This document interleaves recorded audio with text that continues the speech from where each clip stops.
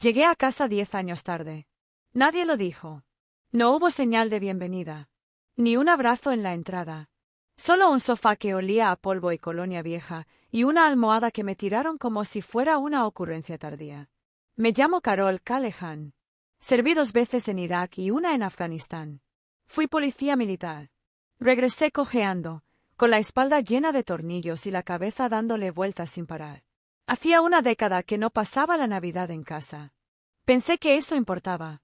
Mi madre, Diane, había puesto la mesa como si fuera una sesión fotográfica de catálogo, cubiertos pulidos, 3 tartas diferentes, jamón glaseado a la perfección. Todo relucía, menos la gente. Mi padre, Frank, apenas pronunció 2 palabras desde mi llegada. Dobló la servilleta con la precisión de quien evita el contacto visual. Mi hermana Kelsey, de 28 años, entraba y salía de la habitación, hablando de Bitcoin y del jacuzzi de un amigo en Miami. No dije mucho. Ya no lo digo. Vi la chimenea parpadear e intenté fingir que estaba en casa. La cena empezó tranquila, tensa como solo puede estarlo en las familias. Frank pasó el puré de papas sin levantar la vista. Diane trinchó el jamón como si le debiera dinero.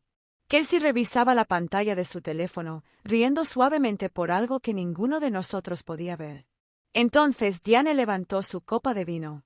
«Por la familia», dijo. El lápiz labial se le había corrido un poco en el borde. «Y por finalmente dejar atrás las cargas que nos agobian». Me tomó un segundo darme cuenta de lo que quería decir. Nadie me miró, ni siquiera Frank. «No eres un héroe», añadió Diane. «Eres una carga. Ya no tienes cabida en esta casa». Me quedé congelado. El tenedor estaba a medio camino de mi boca. La salsa de arándanos en mi plato de repente parecía otra cosa, tirada, cuajada. Pensé que me lo estaba imaginando. Esperé a que alguien, cualquiera, me contradijera, a que dijera, «Mamá, ¿qué demonios?». Pero ellos simplemente seguían comiendo, o fingiendo hacerlo. Dejé mi tenedor lentamente. «¿Disculpe?», pregunté con voz demasiado tranquila. Eso siempre la enojaba más. Diane inclinó la cabeza, casi compadeciéndose. «Volviste solo con facturas médicas y pesadillas. Nos manejamos con cautela ante tus cambios de humor. Y aún no has pagado el alquiler». «¿Alquiler?». Parpadeé. Enviaba dinero a casa en cada despliegue. «Nos estábamos ahogando», espetó. «¿No sabes lo que es llevar una casa?». «Sí», dije en voz baja. «Pero no uno donde la gente se haga la invisible». Frank se removió en su silla, pero no habló. Kelsey miraba fijamente la mesa. Miré a mi alrededor a la gente por la que había dado mis 20 años y vi a desconocidos. Mi mano temblaba cuando alcancé mi vaso. Y entonces supe, no había vuelto a casa.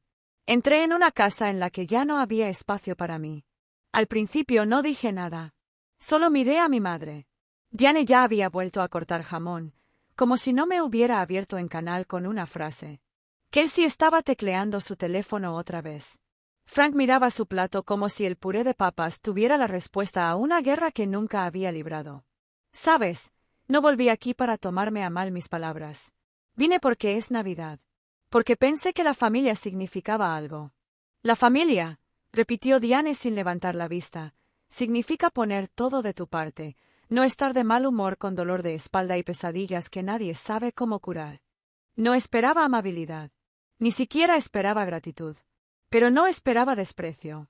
«¿Crees que quería este cuerpo?», pregunté. «¿Crees que pedí daño nervioso y noches sin dormir?». Dejó el cuchillo. Golpeó con fuerza contra el plato de cerámica. «Tomaste tus decisiones, Carol. Te alistaste. Dijiste que querías ayudarnos. Así que ayúdanos sin hundirnos». Miré a Frank. «Papá». Se estremeció apenas y volvió a bajar la mirada. La servilleta que tenía en el regazo estaba doblada formando un cuadrado perfecto. Me volví hacia Kelsey. «¿Algo que decir?». No me miró. Solo dio un largo sorbo a su copa de vino. Me puse de pie lentamente. Mis piernas protestaron. Mi espalda se ensanchó, pero logré ponerme de pie. «Envié dinero en cada misión», dije. «En todas y cada una. Lo envié mientras dormía en tiendas de campaña y me cepillaba la arena de los dientes. Llamaste llorando por la hipoteca. Lo transferí desde una zona de combate». Diane se encogió de hombros. Seguimos atrasados. Y que estés aquí solo lo empeora. No trabajas. No aportas. Acabo de salir del maldito hospital. Hace 6 semanas. Estoy demasiado cansada para esto, murmuró mientras recogía los platos. Ya eres una mujer adulta, Carol. Es hora de dejar de explotarnos. Se dirigió a la cocina. La habitación estaba en silencio, salvo por el sonido de los cubiertos apilados, como cualquier otra noche. Miré su espalda, su suéter navideño perfecto, la casa que pagó con mi paga por trabajo peligroso. Ya veo, dije. Así que es así. ¿Quieres la verdad? Gritó desde la puerta. No te necesitamos aquí. Las palabras ya ni siquiera me dolían. Simplemente confirmaron lo que me decían mis entrañas desde el día que entré. Más tarde esa noche, me senté en el borde del sofá y abrí mi portátil. Inicié sesión en mi cuenta de monitoreo de crédito. No la había revisado en meses. No esperaba nada inusual. Pero entonces lo vi, un préstamo. $22,000, solicitados hace 6 meses. Mi nombre, mi número de seguro social. Una avalista, Diane Callahan. El propósito declarado, vehículo para transporte de rehabilitación. No tenía vehículo. Ya ni siquiera tenía licencia. Cerré la laptop. Sentía una opresión en el pecho. Me ardía la cara. No solo me borraron. Me volvieron a usar. Empaqué en silencio. No di portazos ni levanté la voz. Doblé mi ropa como si todavía estuviera en la base, bien apretada y limpia. Todo en orden. Los documentos del préstamo que imprimí, la captura de pantalla del formulario cofirmado, los guardé en una carpeta con mi nombre impreso cuidadosamente en la pestaña. Carol Callahan, SSN que termina en 1194. Nadie me detuvo. Mientras cerraba la cremallera de mi mochila, oía a Diane en la cocina, echando agua a los platos. Frank no estaba a la vista. La voz de Kelsey llegó desde el pasillo, algo sobre el precio de la gasolina y una amiga en Scottsdale. Cuando salí del porche, la luz parpadeó una vez antes de apagarse. Caminé 3 cuadras hasta la estación de autobuses arrastrando la pierna mala y las botas presionando el viejo dolor contra el suelo. Era casi medianoche. El pueblo estaba tranquilo, frío, no había nieve, solo el frío de diciembre en las manos desnudas. No compré un billete de vuelta. Ya ni siquiera sabía dónde estaba mi casa. Compré un billete de ida al condado de Mason, donde vivía mi abuela. Ruth Whitmore, de 80 años, canosa, salvaje como el hielo, aún con la mirada fija. No la había visto en 6 años, desde su despliegue, pero aún recordaba su voz. Si alguna vez necesitas un lugar para respirar, ven aquí. El autobús estaba casi vacío. Me senté atrás con el abrigo sobre el pecho y la carpeta sujeta como una armadura contra las costillas. No lloré, pero tampoco dormí. Pasamos por colinas oscuras y campos helados, pueblos que parpadeaban y desaparecían. Cuando me bajé frente a su buzón, eran poco más de las 5 de la madrugada. El cielo estaba violeta y con un naranja sangrante en los bordes. La luz del porche ya estaba encendida. No toqué muy fuerte, solo una vez. Abrió la puerta con una bata de franela, con una mirada suave y sin sorpresa. Su mirada se posó en la bolsa de lona, la cojera, los moretones que yo no había visto, pero ella sí. Y ella dijo 5 palabras. Sabía que harían esto. Eso fue todo. Sin sermones ni alboroto, solo la verdad. Me derrumbé allí mismo, en su porche. Me dejé caer en los escalones y ella se bajó conmigo. Ella envolvió mis hombros con esos brazos con huesos de pájaro y me sostuvo como si tuviera 6 años otra vez, asustada de las tormentas eléctricas y del sonido de mis padres gritando tras puertas cerradas. Dentro, su casa olía a canela y pino. Los suelos crujían en los mismos sitios. El radiador hacía clic. Todo seguía igual, menos yo. Esa noche no hizo preguntas. Simplemente hizo la cama de invitados con edredones viejos y puso un vaso de agua junto a la mesita de noche. No dormí como quien escapa, sino como quien vuelve a entrar. Por las mañanas, me sentaba en el columpio de su porche con un café solo y una manta sobre las rodillas. Los campos de soja estaban desolados por el invierno, planos y helados, pero el horizonte era amplio. Nadie me pidió un favor. Nadie insinuó decepción. Nadie me miró como si les debiera algo. Al principio me pareció extraño que me permitieran simplemente existir. Los veteranos no aprenden eso. Aprendemos a servir para demostrar, para ganarnos nuestro lugar. La quietud se sentía desleal. Así que empecé a escribir. Al principio, solo fragmentos. Palabras como artefacto explosivo improvisado, foso de quema, vigilancia contra incendios 24 horas, Kandahar. Luego vinieron recuerdos completos. ¡Fuera! A algunos no los había tocado en años. A otros nunca los había dicho en voz alta. En una página solo se leía, me llamaban una carga. Pero los cargué durante 10 años. Tras 2 semanas de estar con la abuela Ruth, me desperté con algo desconocido en el pecho. No era paz. Todavía no. Era claridad. Conduje su vieja camioneta hasta la ciudad, rígido al volante, mi pierna izquierda luchando contra el embrague como un recuerdo que no me soltaba. En la clínica de Ba, una mujer en la recepción nos miró con cansada amabilidad. «¡Quiero ayuda!», dije. Ella asintió, sin sorprenderse, sin conmoverse, como si ya lo hubiera oído antes y todavía pensara que importaba. Ese mismo día, me reuní con una consejera de trauma. No me pidió que reviviera nada, simplemente se sentó y me dejó hablar cuando estuviera lista. El martes siguiente me uní a un grupo de compañeros. Éramos 5, 3 hombres y una mujer mayor que yo. Uno llevaba una prótesis y el otro tenía ojos que no paraban de escudriñar los rincones. No nos dimos la mano. Asentimos. Después de compartir parte de mi historia, casi al final, un hombre se acercó y dijo, «Ya no le debes nada a nadie. Ya pagamos». Eso se me quedó grabado. Resonó en mi cabeza más tarde esa semana, cuando la abuela Ruth entró en la sala con un sobre blanco largo. Le temblaban las manos, pero su voz era firme. «Es hora de que veas esto». Dentro estaban todas las cartas que le había enviado desde cada misión, papel amarillento, con arena todavía en los pliegues, sobres con mi letra, a veces borrosa, siempre firmados, con amor, Carol. Y dentro de cada una, cuidadosamente guardadas, había fotocopias de giros postales, cada uno coincidiendo con las fechas que, según Diane, nunca recibíamos suficientes. Ruth incluso había grapado impresiones de transferencias bancarias y recibos de Western Union. Cada línea estaba resaltada, llevaba la cuenta. Mientras ellos gastaban, ella documentaba. Ruth me entregó un teléfono celular viejo. Luego, los mensajes de voz, dijo, de tu madre cada vez que llamaba llorando por las facturas. Puse uno. La voz de Diane se quebró entre la estática. Carol, si no lo envías esta semana, se llevarán la casa. Por favor, no nos dejes así. La misma casa en la que ahora dice que nunca ayudé. Me senté allí, con la carpeta en mi regazo, como si estuviera defendiendo mi propia situación en un tribunal que ya me había juzgado y sentenciado.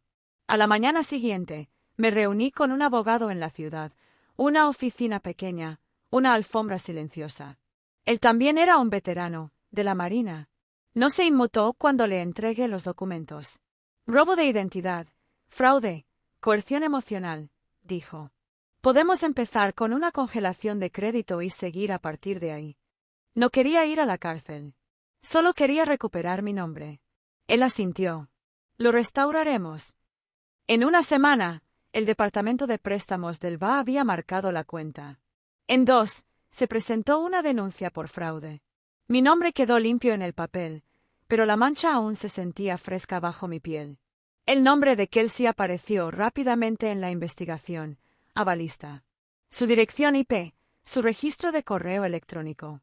La firma de Diane no solo fue firmada conjuntamente, sino que fue falsificada con mi letra. Lo que pasa con la curación es que a veces comienza con un golpe. Ese golpe se produjo el jueves siguiente. Diane llamó al teléfono fijo de Ruth. No contesté. Dejó un mensaje de voz. ¿Crees que puedes arruinarnos después de todo lo que hicimos por ti? Se lo envié a mi abogado. El tío Dennis envió un mensaje de texto. Esto está yendo demasiado lejos. Lo bloqueé. Frank nunca llamó. Pero Kelsey envió un solo mensaje. No sabía que te haría tanto daño. Solo necesitaba el dinero. Tenía miedo. No respondí. Algunas verdades no necesitan conversación. Solo necesitan un límite. Esa noche, Ruth se sentó a mi lado en el porche. Me dio una taza de manzanilla y dijo: «No obtuviste justicia, cariño. Obtuviste claridad. A veces, Eso es todo lo que obtenemos. El aire olía a humo de leña. A lo lejos, el perro de alguien ladró una vez y se detuvo. Las estrellas eran tantas que me oprimían como un recuerdo, y por primera vez desde que volví a casa, no me sentí borrado. Me sentí real. La llamada se produjo un martes a última hora de la tarde. Me encontraba afuera partiendo leña junto al cobertizo cuando la abuela Ruth salió con un teléfono inalámbrico en la mano. «¿Es tu padre?», dijo y lo extendió como si fuera algo frágil. Me limpié las manos en mis jeans antes de tomarlo. «Hola», dije con voz monótona. Hubo una larga pausa. Entonces la voz de Frank apenas por encima de un susurro. «Te fallé, Carol». Lo dijo como si lo hubiera estado pudriendo dentro de él durante años.